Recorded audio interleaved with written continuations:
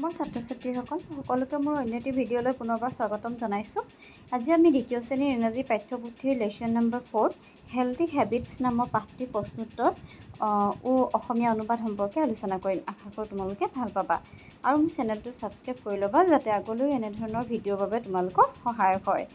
এতিয়া আমি পাঠটি চাওঁ আহাচোন। পাঠৰ নাম হৈছে হেল্থি হেবিটছ। হেল্থি মানে হৈছে স্বাস্থ্যকৰ আৰু হেবিটছ মানে অভ্যাস।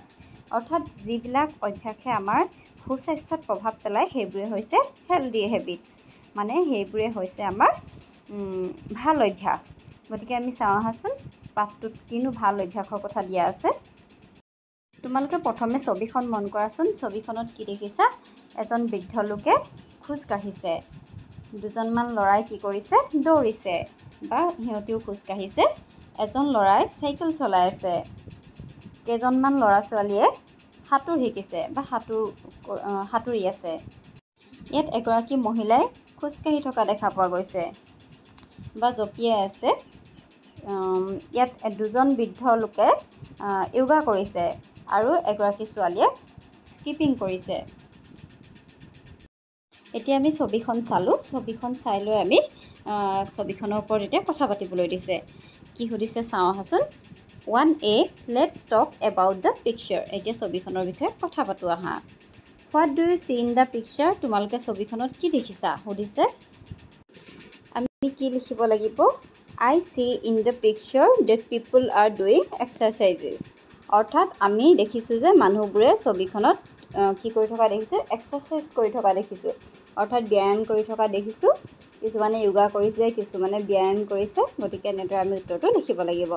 মই বহীত লিখি দিছোঁ। তোমালোকে যদি মোৰ আখৰবোৰ ধৰিব পৰা নাই তেন্তে তোমালোকৰ মা দেউতাক অকণমান চাই দিবলৈ ক'বা। ইয়াৰ পিছৰ প্ৰশ্নটো কি দিছে? What is the old men doing? বৃদ্ধ লোকজনে কি কৰি আছে সুধিছে। বৃদ্ধ লোকজনে কি কৰি আছিলে? খোজকাঢ়ি আছিলে। গতিকে আমি লিখিব লাগিব যে দ্য অল্ড মেন ইজ ৱাকিং, অৰ্থাৎ খোজকাঢ়ি আছে। এতিয়া 3 নম্বৰটো দিছে হু ইজ স্কিপিং? কোনে স্কিপিং কৰি আছে? দ্য গাৰ্ল ইজ স্কিপিং, অৰ্থাৎ এই ছোৱালীজনীয়ে স্কিপিং কৰি আছে, সেইটো কথা লিখিব লাগিব। তাৰপিছত 4 নম্বৰটো কৈছে what is the old women doing? বৃদ্ধ লোকগৰাকীয়ে কি কৰি আছে? তেওঁ কি কৰি আছে? তেওঁ য়োগা কৰি আছে। The old women doing yoga. Who is cycling? কোনে চাইক্লিং কৰি আছিলে? চাইকেল চলাই আছিলে ল'ৰাজনে। গতিকে the boy is cycling. What time of the day is shown in the picture? ছবিখনত কোনটো সময় দেখুওৱা হৈছে বুলি কৈছে? দিনটোৰ কোনটো সময় দেখুওৱা হৈছে? ৰাতিপুৱাৰ সময়খিনি। গতিকে দ্য মৰ্ণিং টাইম। আৰু 7টো কৈছে compare the morning activities at your home with those shown in the picture. আমি ৰাতিপুৱা কি কৰোঁ, তোমালোকৰ মৰ্ণিং এক্টিভিটিবিলাক কেনেকুৱা হয় আৰু ছবিখনত কি দেখিছা তাৰ ভিতৰত মানে তাৰ লগত কম্পেয়াৰ কৰিব লাগে। তোমালোকে কি কৰা এবাৰ ভাবি পেলাই কম্পেয়াৰ কৰি চাবা। 2 নম্বৰটো চাওঁ আহাচোন। 2 নম্বৰটো কৈছে লেটছ ৰিচাইট অৰ চিং। এতিয়া আবৃত্তি কৰা নতুবা গাবলৈ কৈছে। Put your right hand in, put your right hand out, put your right hand in and check it all about, do the boogie woogie, do the boogie woogie and turn your self about. Put your right hand in মানে তোমাৰ right হেণ্ডখন ভিতৰলৈ দিয়া বুলি কৈছে। And put your right hand out আৰু right হেণ্ডখন বাহিৰলৈ দিয়া। Put your right hand in, right হেণ্ডখন সোঁফালৰ হাতখন ভিতৰলৈ দিয়া। And check it all about আৰু এখন ঘূৰোৱা।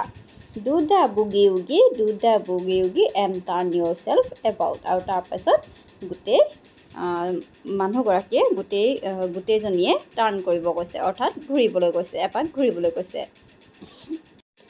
ইয়াৰ পিছৰ বাক্যকেইটাত কৈছে, পিছৰ পংক্তিটোত put your left hand in, put your left hand out, put your left hand in and check it all about, do the boogie woogie, do the boogie woogie and turn your self about. এতিয়া বাওঁ হাতখন ভিতৰলৈ কৰিব কৈছে, আকৌ বাওঁ হাতখন বাহিৰলৈ কৰিব কৈছে, আকৌ বাওঁ হাতখন ভিতৰলৈ কৰিব কৈছে আৰু বাওঁ হাতখন ঘূৰাবলৈ কৈছে আৰু আকৌ এবাৰ ঘূৰিবলৈ কৈছে। তোমালোকে এইটো ইউটিউবত ভিডিঅ' হিচাপে পাবা। গানটো কেনেদৰে গাই তোমালোকে চাবা। খুব এটা ধুনীয়া গান হয় বা কবিতা হয়, তোমালোকে চাবা। ইয়াৰ পিছত কৈছে put your right leg in, put your right leg out, put your right leg in and check it all about. ইয়াৰ পিছত আমাৰ ভৰিটো, সোঁ ভৰিটো ভিতৰলৈ কৰিব কৈছে, তাৰপিছত সোঁ ভৰিটো বাহিৰলৈ কৰিব কৈছে, আকৌ সোঁ ভৰিটো ভিতৰলৈ কৰিব কৈছে, ইন মানে ভিতৰলৈ, আউট মানে বাহিৰলৈ, and check it all about, আকৌ ঘূৰাবলৈ কৈছে, জোকাৰিবলৈ কৈছে, do the boogie woogie, do the boogie woogie and turn your self about, আকৌ এবাৰ ঘূৰিবলৈ কৈছে। ইয়াৰ পিছত কৈছে put your left leg in, আমি ৰাইট লেগ কৰিলোঁ, এতিয়া লেফ্ট লেগ কৰিবলৈ কৈছে, put your left leg out, put your নিজৰ লেফ্ট লেগটো বাওঁ ভৰিটো বাহিৰলৈ কৰিব কৈছে, আকৌ put your left leg in, আকৌ বাওঁ ভৰিটো ভিতৰলৈ কৰিব কৈছে, and check it all about, আৰু চেক কৰিব কৈছে, জোকাৰিব কৈছে বা ঘূৰাব কৈছে, do the boogie woogie, do the boogie woogie and turn your self about, তাৰপিছত আকৌ ঘূৰিবলৈ কৈছে। এতিয়া আমি 3 নম্বৰটো চাওঁ আহা। 3 নম্বৰটো কৈছে let's listen to the conversation. এতিয়া কনভাৰচেশ্যনটো কথোপকথনটো শুনিবলৈ কৈছে। কি বুলি কৈছে? Good morning children, good morning ল'ৰা ছোৱালীহঁত। তেতিয়া ল'ৰা ছোৱালীহঁতে কৈছে good morning madam, good morning বাইদেউ। When do we celebrate international yoga day? আমি ইণ্টাৰনেশ্যনেল আন্তঃৰাষ্ট্ৰীয় য়োগা দিৱস কেতিয়া পালন কৰোঁ সুধিছে। It is celebrated on 21 June. 21 জুনত 21 জুনত চেলিব্ৰেশ্যন কৰা হয় য়োগা দিৱস। গতিকে ল'ৰা ছোৱালীহঁতে তেনেকৈ কৈছে। তাৰপিছত বাইদেউগৰাকীয়ে কৈছে যে you are correct. Do you know' any asanas? তোমালোকে কিবা আসন বা বা প্ৰাণায়াম কিবা জানা নেকি সুধিছে। তেতিয়া কৈছে যে yes madam, we do pranayams and few asanas. আমি কিছুমান প্ৰাণায়াম কৰোঁ আৰু কিছুমান আসনো কৰোঁ। ডেট ইজ গ্ৰেট, বৰ ভাল কথা। Yoga helps us to maintain a healthy body and mind. য়োগাই আমাক এটা হেল্ডি বডি, এটা স্বাস্থ্যসন্মত বডি দিয়ে বা দেহা দিয়ে আৰু সুস্বাস্থ্য মন এটা দিয়ে। তেতিয়া চিলড্ৰেনছবিলাকে কৈছে madam, that is why we all do yoga regularly. আৰু সেইকাৰণে আমি ৰেগুলাৰলি নিয়মিতভাৱে য়োগা কৰোঁ। তোমালোকেও কৰিবা য়োগা, তেতিয়াহে আমাৰ স্বাস্থ্য আৰু মন দুয়োটাই ঠিক হৈ থাকিব। ইয়াতে কিছুমান আসন দি দিছে, আমি চাওঁ আহাচোন। এইটো হৈছে প্ৰণামসনা, প্ৰণাম কৰিছে প্ৰণামসনা, হস্ত উত্তান আসনা, এইটো হস্ত পদাসনা, আৰু এইটো অধ মুখা সনাসনা। গতিকে এই কিছুমান আসন দিয়া আছে, তোমালোকেও স্কুলত ছাৰ বাইদেউৰ পৰা শিকি লৈ কৰিবা। এতিয়া কৈছে ৱৰ্ক ইন পেয়াৰ্ছ, অৰ্থাৎ দুজনকৈ লগ হৈ কাম কৰিবলৈ কৈছে। Ask your partner the following questions. তোমাৰ লগৰজনক তলৰ কুৱেশ্যনকেইটা সুধিবলৈ কৈছে। Let her him answer using yes, I does, no' I do not.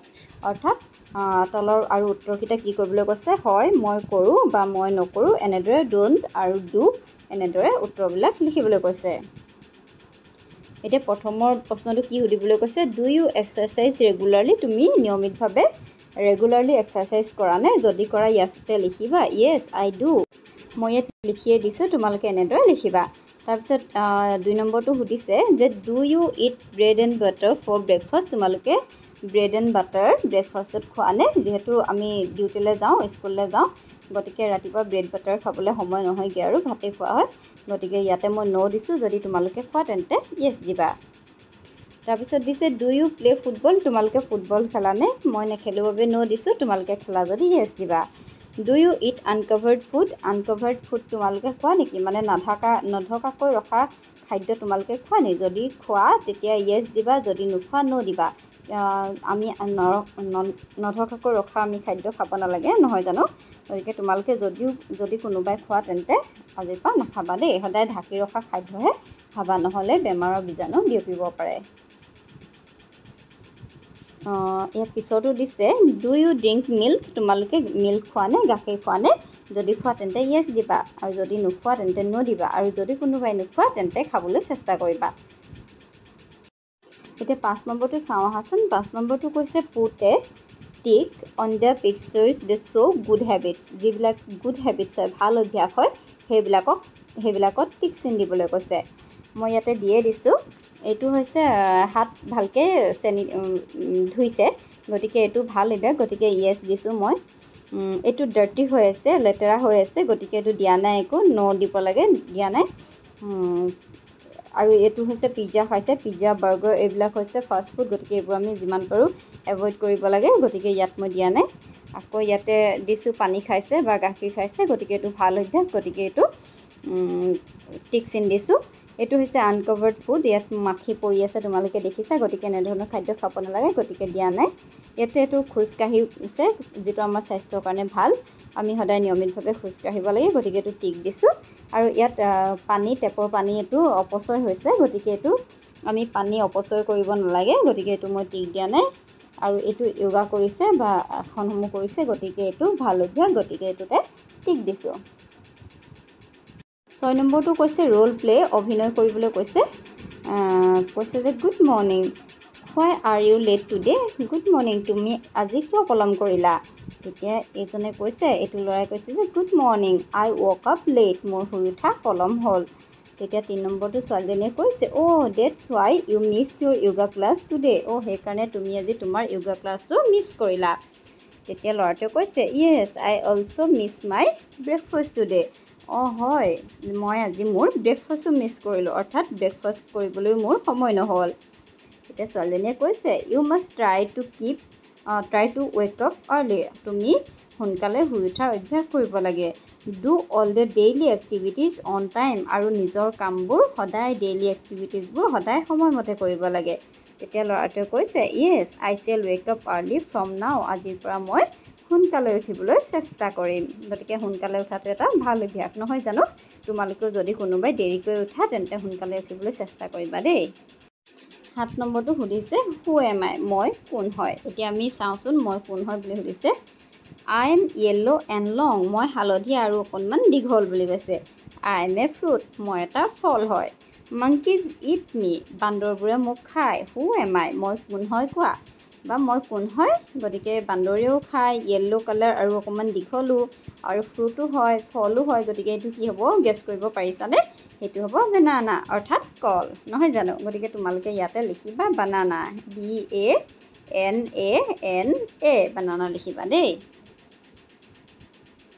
8 নম্বৰটো চাওঁ আহাচোন। 8 নম্বৰটো এটো দিছে লেটছ ৰিচাইট, এতিয়া আবৃত্তি কৰোঁ আহা। এতিয়া এটা ধুনীয়া ৰাইমছ দিছে, ৰাইমছটো আবৃত্তি কৰিবলৈ কৈছে। ইয়াতে এটা ঘড়ী দিছে, তোমালোকে দেখিছা ঘড়ী এটা আছে, ঘড়ী এটাৰ ছবি, আৰু এটা নিগনি কি হৈছে ঘড়ীটোত ওলমি আছে, আৰু ঘড়ীটোত কেইটা বাজিছে চোৱাচোন, ঘড়ীটোত 1 বাজিছে। গতিকে ইয়াতে তাৰ ওপৰত এটা কবিতা দিছে, চাওঁ আহা। কবিতাটোৰ নাম hickory dickory dog. Hickory dickory dog, the mouse ran up the clock, the clock struck 1, the mouse ran down, hickory dickory dog, অৰ্থাৎ hickory dickory dog, the mouse ran up the clock. Mouse মানে হৈছে নিগনি, নিগনিটো ক'লৈ উঠি গৈছিল? ঘড়ীটোৰ ওপৰলৈ উঠি গৈছিল। দ্য ক্লক ষ্ট্ৰাক 1, ষ্ট্ৰাক মানে হৈছে আঘাত কৰা, আৰু 1 মানে হৈছে 1 বজাত। আগৰ দিনৰ ঘড়ী কিছুমান আছিলে 1 বজা বা তেনেদৰে এটা নিৰ্দিষ্ট সময়ৰ মূৰে মূৰে এটা সংকেত দি এটা শব্দ কৰি উঠে, গতিকে সেই তেনেকুৱা ঘড়ীটোৰ ওপৰলৈ এটা নিগনি উঠি গৈছিলে, আৰু 1 বজাৰ লগে লগে ঘড়ীটোৱে সংকেত দি এটা ধ্বনিৰ সৃষ্টি কৰিছিলে, অৰ্থাৎ এটা শব্দৰ সৃষ্টি কৰিছিলে, আৰু ভয় খাই কি কৰিছিলে? দ্য মাউচ ৰেন ডাউন, তাৰপিছত নিগনিটো তললৈ নামি আহিছিল, হিকৰি ডিকৰি ডগ। এইটো দেখিছা তোমালোকে, নিগনিটো তললৈ ভয় খাই দৌৰি নামি আহিছে। গতিকে বৰ ধুনীয়া কবিতা, তোমালোকে পঢ়িবা। মই আকৌ এবাৰ পঢ়ি দিছোঁ। Hickory dickory dog, the mouse ran up the clock, the clock struck 1, the mouse ran down, hickory dickory dog. 8Bটো চাওঁ আহা। 8Bটো কৈছে the word dog rhymes with the word clock. ইয়াত ডগ শব্দটো ক্লক শব্দটোৰ লগত ৰাইমছ কৰিবৰ কাৰণে ব্যৱহাৰ কৰা হৈছে, মিলাবৰ কাৰণে। Now find rhyming words for each of the following from the rhyme. এতিয়া ইয়াতে এটা বক্স গোলকৈ এটা দিয়া আছে, তাৰ লগত ইয়াত যিকেইটা ৰাইমিং ৱৰ্ডছ দিয়া আছে, ৱৰ্ড কেইটামান দিয়া হৈছে, তাৰ লগত আমি মিলাব লাগে। গতিকে এইটো হ'ব কাপ, ইয়াত হ'ব আপ, অৰ্থাৎ কাপ আপ, চন্দ্ৰকেইটা মিলিছে, তেনেদৰে হ'ব ফেন ৰেন, টাউন ডাউন, হাউচ মাউচ। গতিকে এনেদৰে হ'ব, মই কৰি দিছোঁ, তোমালোকে চাই ল'বা দেই। ইয়াৰ পিছত আছে 9 নম্বৰটো হু এম আই, মই কোন হয়? আকৌ ইয়াত দিছে মই কোন হয়। আই এম হোৱাইট, মই বগা। ইউ ড্ৰিংক মি, তুমি মোক পি খোৱা। I am good for your health, মই তোমাৰ স্বাস্থ্যৰ বাবে ভাল। হু এম আই, মই কোন হয়। গতিকে আমাৰ স্বাস্থ্যৰ কাৰণেও ভাল বুলি কৈছে। আমি আকৌ পিও খাওঁ আৰু দেখিবলৈ বগা। পানী হ'ব পাৰে নেকি বাৰু? পানীটো নহ'ব, কাৰণ পানীৰ কোনো কালাৰ নাই। কিন্তু ইয়াত কি বুলি কৈছে? দেখিবলৈ বগা বুলি কৈছে। দেখিবলৈ বগা, স্বাস্থ্যৰ কাৰণেও ভাল। গতিকে কি হ'ব? গাখীৰ, নহয় জানো? গতিকে এইটো তোমালোকে লিখিবা মিল্ক, MILK, এইটো হ'ব মিল্ক।